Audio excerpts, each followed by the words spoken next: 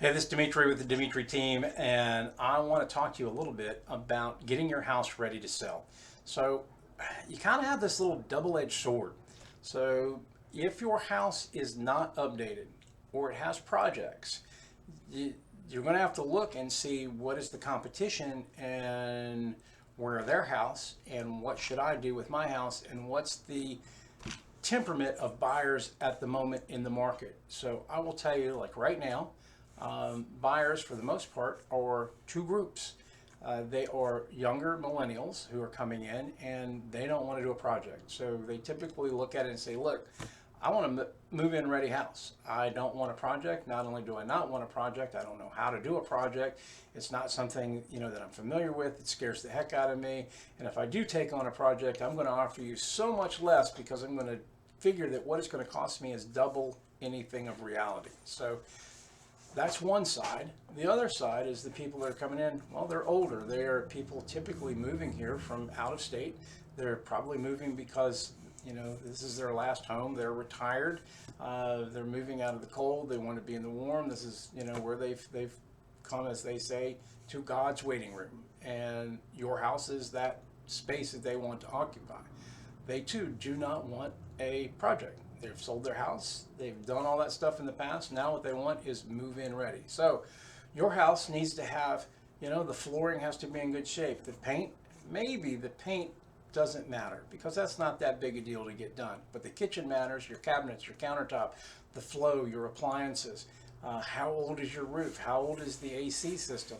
All of those things matter, and the better yours is, the better your house is going to sell. And it's not so much because it couldn't sell if it wasn't, it's that the people that are coming to buy your house right now, they don't want to deal with it.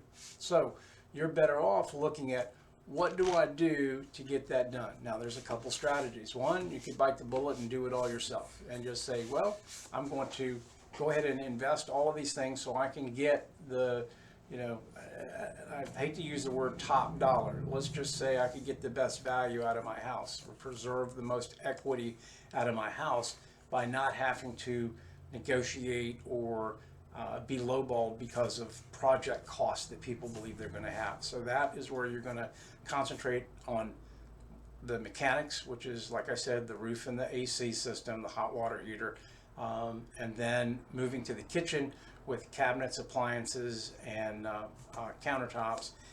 Moving to the whole house with flooring. If you've got 2 or 3 different types of flooring in your house, try to get it down to 2. One is best.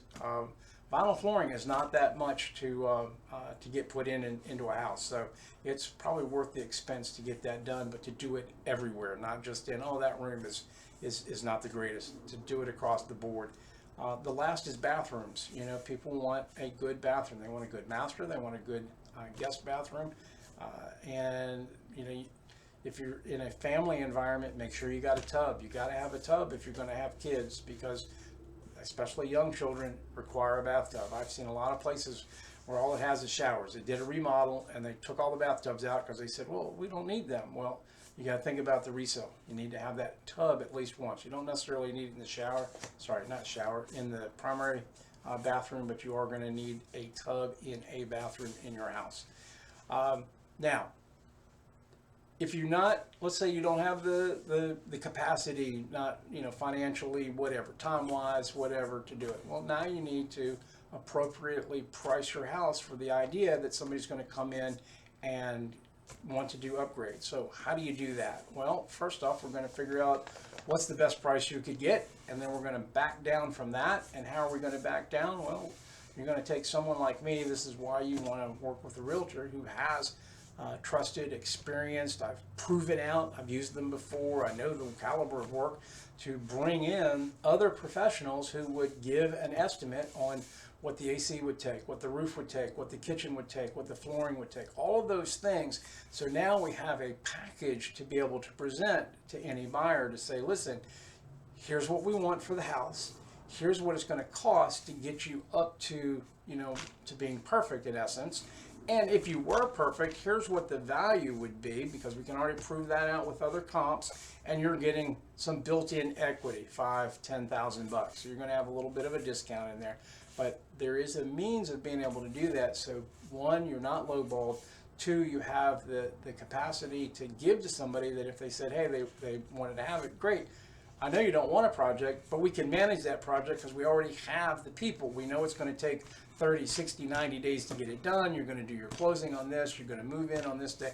We actually have all the answers for them to get your house sold, so that whatever updates, whatever issues, problems, whatever are now off the table. They're not a problem, and we can come up with solutions so that the buyer's comfortable, you're comfortable, and we get your house sold and you move on to your next step.